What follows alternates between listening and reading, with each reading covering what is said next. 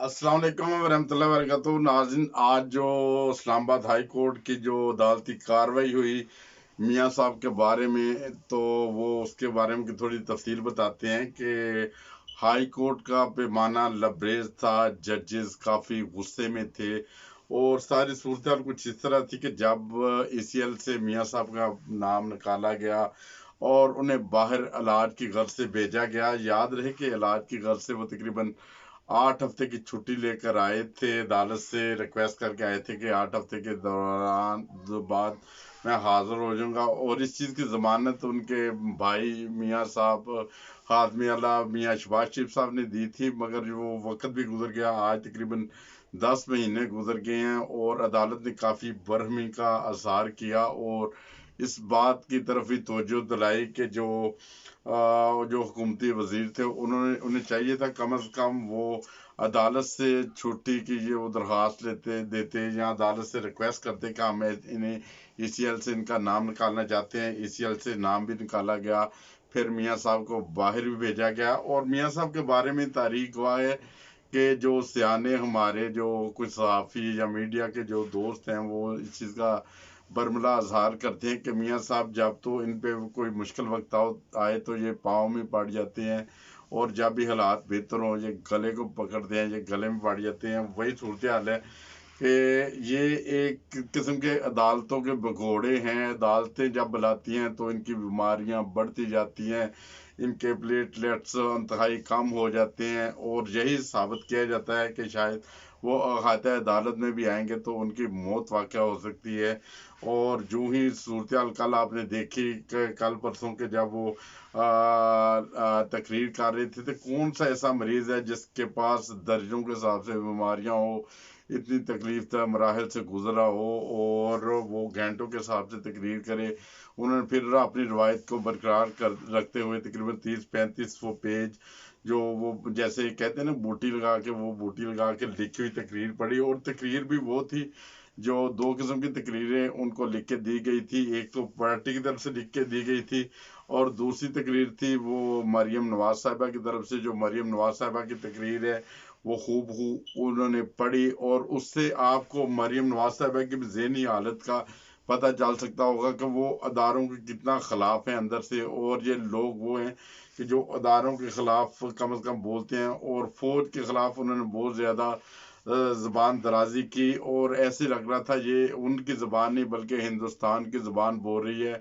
और वो हिंदुस्तान के तो इतने मदई हैं कि प्रमोशन जब पकड़ा गया था तो उन्होंने कई माह तक अपनी ज़बान के ऊपर प्रमोशन का नाम तक नहीं लेकर आए, ना उसको कोई सज़ा का मुस्तहिक करार दिया। और इसी तरह मियाँ साहब की जब ज़बान जब भी खुली वो पाकिस्तान के अदारों के खिलाफ उन्होंने, जैसा कि बम्बई हमले हुए थे उनकी जिम्मेदारी भी उन्होंने कबूल की थी कि ये हमारी ही वजह से है। इसी तरह कारगिल का जो वाक़या हुआ था, जो मुशर्रफ साहब का वाक़या था, उसमें वो बयान करते थे कि मुशर्रफ ने मेरी पीठ पे छुरा घोंप दिया।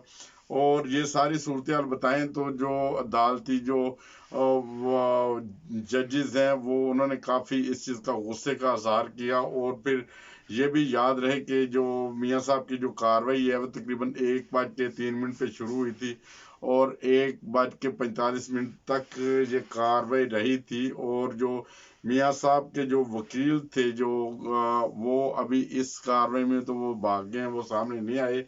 उनकी जगह पे वो उनके जो नायब थे वकील वो उन्होंने हाजिरी को अटेंड किया और अदालती कार्रवाई का जवाब दिया। और इसी तरह आपको अगर बताते चलें कि जो 14 सितंबर को इनके वारंट गिरफ्तारी जारी थे या इनको जो सूरत हाल थी मियाँ साहब की वो लंदन में जब भिजवाई गई, तो 17 अगस्त को मियाँ साहब के जो फ्लैट्स हैं वहाँ पे बाकायदा तौर पर वो पहुंचाया गया।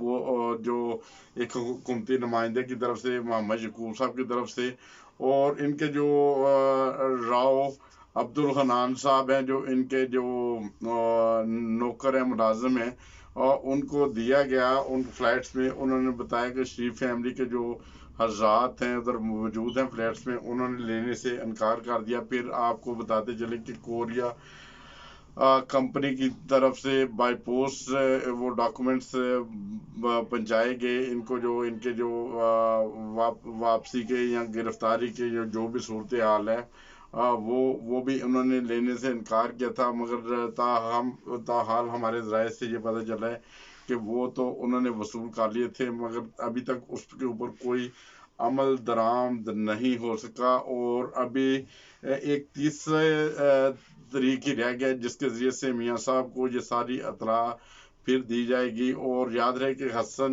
नवाज जो है वो उनको ये सारा नोटिस तकरीबन दे दिया गया है। और ये हसन नवाज साहब को कोरिया डील्स की तरफ से, जो कोरिया की कंपनी है जो पोस्ट की, उसके ज़रिए ये सब कुछ पहुंचाया गया है। और इसी तरह एक और अभी आखिरी ज़राए हैं कि उनको जो लोकल काउंटी कोर्ट है उसके ज़रिए वो उनको कागजात पहुंचाए जाएंगे जो लंदन की है। और ताहम अभी तक कोई उसका हतमी फैसला नहीं कि उसमें कितना टाइम लगेगा। और जितना भी टाइम मिलेगा, अभी आखिरी रास्ता यही है कि लोकल काउंटी कोर्ट के ज़रिए उन्हें ये कागजात पहुंचाए जाएंगे। उसके बाद फिर देखते हैं कि क्या सूरत हाल होती है। अगर फिर भी वो अदालतों में हाजिर ना हुए, अभी तो वो इख्तियारी करार दिए जा चुके हैं, उनके ऊपर जो इल्ज़ामात थे वो भी साबित हो चुके हैं कि वो वाकई जो उनके ऊपर इल्ज़ामात थे वो सही थे, और उसके मुताबिक उनको पहले भी सज़ा मिली थी। और वो हमदर्दी का वोट लेकर 8 हफ्ते का कह के अपने भाईजान की जो छोटे भाई हैं मियाँ साहब, उनकी ज़मानत के ऊपर वो रहा होके आए थे। और शहबाज शरीफ साहब ने उसकी जिम्मेदारी ली थी। अगर कोई आम आदमी के बारे में कोई जिम्मेदारी लेता है तो मेरा तो ख्याल है उसे इदारे उठा के ले जाते हैं। क्या इस वक्त मौलाना कह रहा हूँ, वो मियाँ शहबाज शरीफ साहब के साथ पता नहीं कैसा सलूक होगा, क्या उनके साथ भी ऐसा सलूक हो सकता है कि नहीं? अगर गरीब आदमी की कोई जमानत दे और वो गरीब आदमी अदालत में हाजिर ना हो या जेल में हाजिर ना हो, उसकी जमानत हो, तो वो तो उठा के पूरी पूरी फैमिली को ले जाते हैं। अभी देखते हैं कि आइंदा आने वाले दिनों में मियाँ साहब के साथ कैसा सलूक होता है। वही सलूक होता है जो अफलातून जैसे कहते थे कि अमीर आदमी के लिए कानून जो वो मकड़ी का जाला है कि वो उसे तो फाड़ के निकल जाता है, मगर गरीब आदमी फंस जाता है। तो मियाँ साहब हाथ में आला तो है, मगर वो उस जाले में फंसने वाले नहीं, वो फाड़ के निकल जाएंगे हमेशा की तरह। जैसे वो उनके ऊपर कोई भी कानून लागू नहीं होता है इतनी जल्दी मियाँ फैमिली के ऊपर। ये पहली दफ़ा हमने देखा है कि वो मियाँ साहब जिनके ऊपर इतने सख्त इल्ज़ामात थे और कौमी सतह के ऊपर इल्ज़ामात थे, उन्हें कैसे बाइज्जत रहा किया गया, फिर बाइज्जत बाय एयर उन्हें बाहर पहुंचाया गया। और 8 हफ्ते के वादे के लिए, इसलिए कि उनको प्लेटलेट्स जो उनके इंतहाई कम थे, उनकी तादाद मेरे ख्याल 2000 थी, जिससे उनकी वो कह रहे थे सडनली मौत वाक़ हो सकती है। और देखें वो आज तकरीबन 10 माह हो गए हैं, एक दफ़ा भी डॉक्टर के पास नहीं गए, एक दफ़ा अस्पताल नहीं गए। और वो रिपोर्टें जो उनकी हर रोज डेली की बिना के ऊपर टीवी के ऊपर मीडिया के ऊपर शाया हो रही थी, और लिफाफे वाले मीडिया वो लेकर आ रहे थे कि अभी मियाँ साहब की ये हालत है, अभी ये हालत है, अभी मौत वाक़ हो सकती है, कफन दफन का बंदोबस्त कर रहे हैं, कब्र खुदवाई जा चुकी है, हादसाती तौर पर किसी वक्त भी मियाँ साहब की वफात हो सकती है। और वही माशाल्लाह मियाँ साहब जब बाहर आए हैं, बाहर की और ताज़ा हवा खा के उनकी ये सूरत हाल पैदा हो गई है कि वो होटल में कहीं वो दिखाई दे रहे हैं खाते खाते हुए, कहीं पावे और कहीं वो डिलीशियस खाने खा रहे हैं। हालांकि हार्ट का मरीज वो तो ऐसी चीज़ें खा ही नहीं सकता यार, उसे तो डॉक्टर मना करते हैं, उसके किसी वक्त भी मौत वाक़ हो सकती है। मगर मियाँ साहब उनका माशाल्लाह बड़ा हौसला है, इतनी ज़्यादा बीमारियां लेके दर्जों के हिसाब से अल्लाह ताला के फजल से कौम को खिताब करते हैं। और ज़िंदगी में पहली दफ़ा देखा है कि एक इश्तिहारी मुजरम हो जिसे मुल्क में तलब किया जाए और वो मिल ना रहा हो, उसकी गिरफ्तारी ज़रूरी हो, उसको गिरफ्तार करना ज़रूरी हो, और पाकिस्तान में उसको गिरफ्तार करने की बजाय उसे प्रोटोकॉल मिलती है, उसको बाइज्जत बरी कर दिया जाता है और बाइज्जत तरीके से वो जहाज में बैठ के आता है। एक पाकिस्तान में एक वो इश्तिहारी है इस टाइम, आबद अली, जिसने वो लड़की के साथ रेप किया, वो हमारे कानून के हाथ में नहीं आ रहा पाकिस्तान में रहते हुए। और एक मियाँ साहब हैं कि जो बाहर आ गए तो कानून के हाथ में नहीं आ रहे। वैसे हम सुनते हैं कानून के हाथ बड़े लंबे होते हैं, بڑے لمبے ہوتے ہیں، مگر میرے حال وہ جو ہوتے ہیں نا معذور ہیں، قانون کے ہاتھ کچھ لگ رہا ہے ایسا، پتہ نہیں قانون امیروں کے لیے معذور ہو جاتا ہے، جو اشتہاری جنہیں دیا جاتا ہے جو وہ پتہ نہیں کیا صورتحال ہے، ان کے لیے معذور ہو جاتا ہے قانون۔ خدا کرے کہ ہمارا قانون جو ہے وہ بہتر ہو۔ سب سے پہلے تو میرا خیال ہے ہمارے ملک کے قانون کو بھی کہیں نہ کہیں ایڈمٹ کروانا چاہیے، ان کا بھی کوئی علاج ہونا چاہیے قانون دانوں کا۔ کو ایک طرف تو پولیس کاروائی کرتی ہے، کچھ ادارے کاروائی کرتے ہیں، فوج کاروائی کرتی ہے، اشتہاری مجرموں کو، دہشت گردوں کو پکڑتے ہیں، دوسری طرف سے ہمارا جو قانون ہے پتہ نہیں وہ معذور ہے کیا ہے صورتحال۔ اللہ تعالیٰ رحم کرے۔ وہ قانون کے ہاتھ اتنے ڈھیلے ہیں کہ مجرم ان کے سے چھوٹ کے کوئی یورپ میں آ کے بیٹھ جاتا ہے، جو پاکستان میں اپنے شہر کے جنگلوں میں کھو جاتا ہے وہ تقریباً 2 ہفتے تک ملتا ہی نہیں ہے۔ اللہ تعالیٰ رحم کرے، اللہ تعالیٰ ہدایت دے ہمارے جو ملک کے قانون دان ہیں، قانون والے ہیں، خدا کرے قانون کے ہاتھ بھی مضبوط ہو۔ لمبے تو بڑے سنا تھا، اتنے لمبے ہوتے نا قانون کے ہاتھ، تو کم از کم جو میاں صاحب ادھر بیٹھ کے تقریریں کر رہے ہیں، پاکستانی عدالتیں انہیں اتحادی قرار دے رہی ہیں، ان کو تو کم از کم پکڑ سکتے۔ اتنے لمبے ہوتے تو کم از کم اپنے شہر میں، اپنے ملک میں جو گمنام ہو کے بیٹھا ہے 1.5 ہفتے سے، وہ بھائیوں کو بھی گال کرتا ہے، وہ اپنی بیوی سے مل جاتا ہے، وہ محلے داروں سے مل جاتا ہے، مگر پولیس والوں کو نہیں ملتا۔ اللہ تعالیٰ رحم کرے، اللہ تعالیٰ ان کو ہوش دے، ان کے نیویگیٹر بھی کام کریں، نیویگیشن کام کریں۔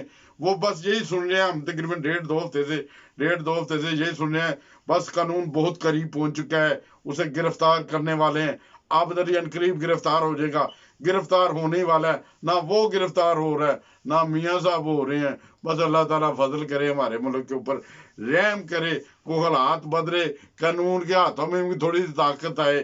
یار قانون کے ہاتھ اتنے ڈھیلے ہم نے نہیں سنا تھا بڑے لمبے ہوتے ہیں، کتنے لمبے ہوتے ہیں یار۔ اور یار لمبے ہوتے ہیں تو میاں صاحب کو آئے لندن سے آ کے پکڑے، تھوڑا سا پتہ چلے عوام کو کیا صورتحال ہے۔ میاں صاحب تو ادھر خطاب کر رہے ہیں، آپ کو قوم کی اصلاح کر رہے ہیں۔ دیکھیں آج وہ دور آ گیا جس کے اوپر ایسے ایسے بہتان لگے ہوئے ہیں کہ وہ چور تھا، ڈاکو تھا، ملک کو لوٹ لیا۔ وہ ملک کی اصلاح کے لیے ادھر انگلینڈ سے بیٹھ کے باقاعدہ طور پہ وہ کاروائی کر رہے ہیں، وہ بتا رہے ہیں، اصلاح کر رہے ہیں قوم کی۔ قوم اصلاح اپنی کروائے، نہیں کر ضرورت آپ کو اصلاح کی، ضرورت ضرور ہونی چاہیے۔ میاں صاحب کو واپس بلائیں، ان سے اصلاح کروائیں، آپ نے کوئی حالات بہتر کریں۔ میاں صاحب کے حالات تو بہت بہتر ہو گئے ہیں اللہ تعالیٰ کے فضل سے۔ جو کہتے تھے نا لندن میں، میرے تو وہ بیٹی کہتی تھی میرا تو لندن میں کہ پاکستان میں بھی گھر نہیں ہے۔ ابھی تو اس کا وہ پاکستان میں بھی گھر ہے، انہیں محلوں میں رہ رہی ہیں۔ اسی طرح لندن میں کہتے تھے میاں صاحب میرے کوئی فلیٹ فلوٹ نہیں، اور جس دن سے پاکستان سے نکلے انہیں فلیٹوں میں رہ رہے ہیں۔ لوگ ان کے باہر جا کے نعرے لگاتے ہیں، وہ وہیں پہ وہ رہتے ہیں، وہیں سے کبھی کبھی ماشاءاللہ گردن نکال کے ہیلو ہائی بھی کرتے ہیں، اور لوگ گالیاں نکالتے ہیں، وہ گالیاں بھی سنتے ہیں، اور آگے سے میرا تھینک یو کہتے ہیں۔ جو سیاستدانہ کا رواج ہوتا ہے وہ کہتے ہیں تھوڑی سی اور اونچی نکالیں، مجھے نہیں سنی جا رہی۔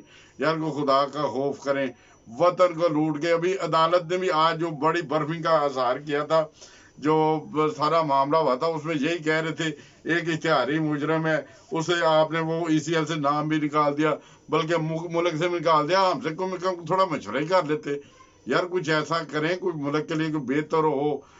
خان صاحب بھی کہہ رہے ہیں میں پکڑوں گا، میں یہ کروں گا، میں وہ کروں گا۔ جب ایسا کہتے ہیں تو پھر بلاول کو بھی غصہ آ جاتا ہے، بلاول بھی تقریر کرتا ہے میں چھوڑوں گا نہیں، میں چھوڑوں گا نہیں۔ پتہ نہیں کس کو نہیں چھوڑیں گے، وہ لوٹا ہوا جو مال ہے اس کو نہیں چھوڑیں گے، شاید وہ نہیں چھوڑے، کوئی بھی نہیں چھوڑا۔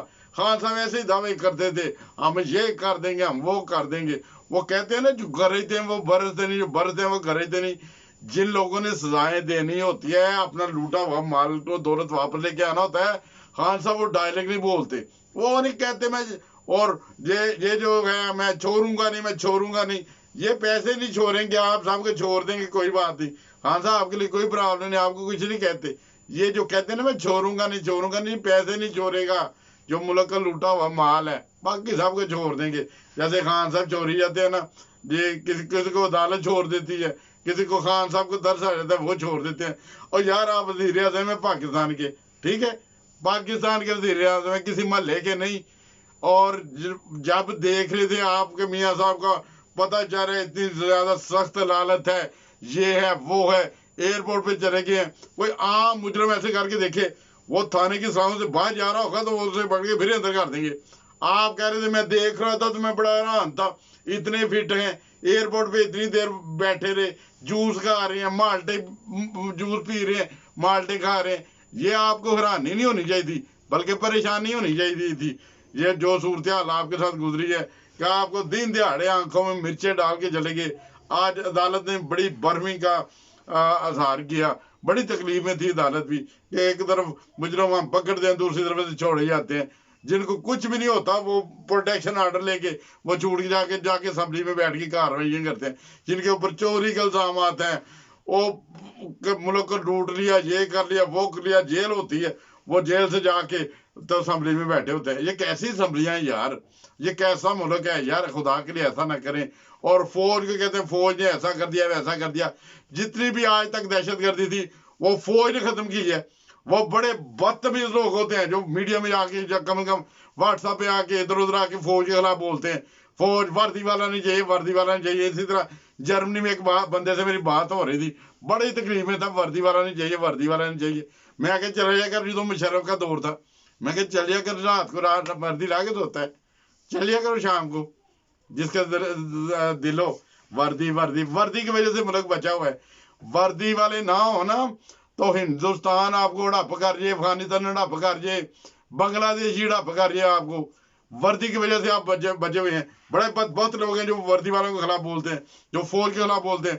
فوج کے 70,000 بیچارے فوجی جوانوں نے، جن کے چھوٹے چھوٹے بچے ہوں گے، جوان بیویاں ہوں گی، ماں باپ تھے، انہوں نے اپنے لال گوا دیے، کس کے لیے؟ پاکستان کے لیے۔ اور فوج کو بس لوگ باتیں کرتے ہیں۔ میں کہتا ہوں جتنے لوگ سیاست میں آتے ہیں، جو بھی سیاست میں قانون ایسا بناتے ہیں، ایسا خان صاحب ایک ایسا قانون بناتے ہیں کہ جس نے سیاست میں آنا ہے وہ پہلے 2 سال 4 سال فوج میں اٹینڈ کر کے آئے، وہ جائے واگا بارڈر کے اوپر، جائے ادھر وہ بارڈر کے اوپر فوجیوں کے ساتھ ادھر ہلکا پھلکا کھانا کھا کے اپنے ملک کی خدمت کریں، اپنے تن من کے اوپر وہ پاکستان کی وردی پہنے، اور جب ہندوستان کے بارڈر پہ جائیں اگر گولیاں دونوں طرف سے برستی ہیں تو اپنے سینوں پہ کھا کے آئیں۔ یہ لوگ ہیں بندوق کی گولیاں ادھر چلتی ہیں، یہ دوسرے ملک میں جا کے بیٹھ جاتے ہیں، ادھر چلتی ہیں، یہ تیسرے ملک میں جا کے بیٹھ جاتے ہیں۔ ان کے پاس ایسے ایسے پاسپورٹ ہوتے ہیں کہ دنیا کے جس مرضی ملک میں ٹریول کر لیں، ان کے پاس مال و دولت ہوتا ہے، سب کچھ ہوتا ہے۔ وہ فوجیوں کو جن کو یہ باتیں کرتے ہیں، جب واٹس ایپ کے اوپر بھی بیٹھ کے، وہ لوگ جن کے اپنے گھر میں عزت نہیں ہوتی، بوڑھی سامنے نہیں بول سکتے، اور ملک کی فوج کے خلاف بولتے ہیں۔ اے انہوں کی ضرورت ہوتی ہے لوگوں کی، یہ صورتحال میں ویچنا وا کہ واٹس ایپ دے آ کے فوج جیسی فوج ویسی فوج، فوج نہ ہو تو آج ملک بھی نہ ہوتا، فوج کے صدقے ملک ہے۔ اور یہ باقی جو سیاسی نمائندے، جمہوریت شمولیت کوئی نہیں ہے، یہ قطوریت ہے، قطوریت ہوتی ہے۔ وہ کتوں کی طرح جس کے جو روٹی ڈالے اس کے پیچھے چلے جاتے ہیں۔ اسمبلیوں میں دیکھا ہے جب الیکشن ہوتے ہیں آخری دنوں میں وہ بولیاں لگ رہی ہوتی ہیں، اتنے پیسے لے لو میرے ساتھ آ جاؤ، اتنے پیسے لے لو میرے ساتھ آ جاؤ، پھر انہیں کے ساتھ چلے جاتے ہیں۔ یہ جمہوریت کوئی نہیں ہے۔ ان میں سب سے پہلے انسانیت ہونی چاہیے، وہ انسانیت نہیں ہے، اور اس کے بعد جمہوریت بعد کا مسئلہ ہوتا ہے۔ جمہوریت ہم کہتے ہیں کہ اللہ تعالیٰ کے فضل سے فوج ہی بہتر ہے۔ اور آج تک جو ملک ترقی کی راہوں پہ چل رہا ہے، جو ملک میں ڈیم بنے ہیں، جو سڑکیں بنی ہیں، جو ترقی ہوئی ہے وہ فوج کے دور میں ترقی ہوئی ہے۔ باقی جمہوری اداروں نے کیا کیا ہے؟ بنگلہ دیش دیا ہے، بنگلہ دیش، اور کتنے بنگلہ دیش لینا چاہتے ہو؟ جو سرحد میں بیٹھے ہوئے ہیں وہ کہتے ہیں ہم نے اپنا کچھ بنانا ہے، جو سندھ میں بیٹھے وہ کہتے ہیں ہم نے اپنا کچھ بنانا ہے۔ یہ جمہوریت جو ہے نا، یہ ملک کو ٹکڑے کر دے گی۔ ہمیں ایسی جمہوریت کے پہ تھوکتے ہیں، اس سے بہتر ہے ہمیں 1000 دفعہ بہتر ہے کہ وہ ہماری فوج بہتر ہے، مارشل بہتر ہے، اس میں ملک کو کچھ بنتا ہے۔ اب فوجی ہمدرد ہوتے ہیں، وہ وطن کے ہمدرد ہوتے ہیں، سیلاب آتے ہیں فوجی جاتے ہیں، زلزلہ آتا ہے فوجی جاتے ہیں۔ یہ جمہوری جو باندر ہیں یہ کہاں پہ جاتے ہیں؟ جب پنجاب میں جلسہ کرنا ہو تو اپنے پگ باندھ دیتے ہیں، سندھ میں جلسہ کرنا ہو تو سندھی ٹوپی پہن لیتے ہیں، بلوچستان میں جلسہ کرنا ہو تو بلوچی ٹوپی پہن لیتے ہیں۔ یہ وہ بے روپیے ہیں جو ہم کبھی मोहल्ले गली बलियों में देखते थे, मगर आज अल्लाह ताला के फजल से हम असम्बलियों में देख रहे हैं ये बेरूपिये। इनको देखा करें कैसी इनकी सूरत हाल है। इन्होंने मुल्क का कुछ करना है, कुछ भी नहीं करेंगे, मुल्क खा जाएंगे, लूट लेंगे, और लूट ही रहे हैं, 1/3 से लूट रहे हैं, और मजीद लूटेंगे जितनी देर तक हमारी कौम एक बिरयानी की प्लेट पे बिकती रहेगी। और वो भी इनको पता नहीं होता कि वो बकरे की बिरयानी या कुत्तों की बिरयानी खिला देते हैं आपको। वो बिरयानी की प्लेट खा के वो नारे लगाते हैं, शेर एक बार बेनजीर चारों छूबों की जंजीर, बेनजीर चारों छूबों की जंजीर। जब तक बिरयानी की प्लेट पे बिकते रहेंगे यही हालात होते रहेंगे। जो हमारे जो मुजरम है, जो कौमी मुजरम है, वो आपको दर्स देते रहेंगे, दर्स। किसी ने पूछा था कि यार जेल ਦੇ ਵਿੱਚ ਨਮਾਜ਼ ਹੁੰਦੀ ਹੈ ਤੇ ਉਹਦਾ ਕੀ ਸੂਰਤ ਹਾਲ ਹੁੰਦੀ ਹੈ। ਉਹ ਕਿਸੇ ਨੇ ਦੱਸਿਆ ਜਿਹੜਾ ਉੱਥੇ ਦਾ ਜਿਹੜਾ ਡਾਕੂ ਹੁੰਦਾ ਵੇ ਉਹ ਇਮਾਮ ਹੁੰਦਾ ਹੈ, ਜਿਹੜਾ ਲੁਟੇਰਾ ਹੁੰਦਾ ਹੈ ਉਹ ਤਕਬੀਰ ਕਹਿੰਦਾ ਹੈ, ਤੇ ਜਿਹੜੇ ਪਿੱਛੇ ਸਾਰੇ ਨਮਾਜ਼ੀ ਹੁੰਦੇ ਨੇ ਉਹ ਚੋਰ ਹੁੰਦੇ ਨੇ, ਤੇ ਉਹੀ ਹਿਸਾਬ ਸਾਡੀ ਅਸੈਂਬਲੀ ਦਾ ਹੈ। ਉਹਦੇ ਵਿੱਚ ਵੀ ਇਹੋ ਚੋਰ ਲੁਟੇਰੇ ਤੇ ਡਾਕੂ ਹੈਗੇ ਨੇ ਜ਼ਿਆਦਾਤਰ, ਜਿਹੜੇ ਮੁਲਕ ਨੂੰ ਲੁੱਟਦੇ ਨੇ ਤੇ ਖੁੱਲੇ ਆਮ ਲੁੱਟਦੇ ਨੇ ਤੇ ਸਾਰੇ ਆਮ ਲੁੱਟਦੇ ਨੇ। ਕੋਈ ਇਹਨਾਂ ਨੂੰ ਰੋਕਦਾ ਨਹੀਂ, ਅਦਾਲਤਾਂ ਵੀ ਛੱਡ ਦਿੰਦੀਆਂ ਨੇ ਤੇ ਜੱਜ ਵੀ ਛੱਡ ਦਿੰਦੇ ਨੇ ਤੇ ਵਕੀਲ ਵੀ ਛੱਡ ਦਿੰਦੇ ਨੇ, ਤੇ ਉਹਨਾਂ ਦੇ ਫਿਰ ਨਾਰੇ ਵੱਜਦੇ ਨੇ, ਚਾਰੋਂ ਸੂਬੋਂ ਕੀ ਜੰਜੀਰ, ਬੇਨਜ਼ੀਰ ਬੇਨਜ਼ੀਰ, ਸ਼ੇਰ ਇੱਕ ਵਾਰੀ ਫੇਰ ਹੁਣ ਸ਼ੇਰ ਆਏਗਾ सबको खा जाएगा। और जो चारों सूबों की जंजीर वो तो नहीं है इधर, वो अभी वो जरदारी साहब हैं, वो आपकी खबर देंगे। ठीक है, अस्सलाम वालेकुम।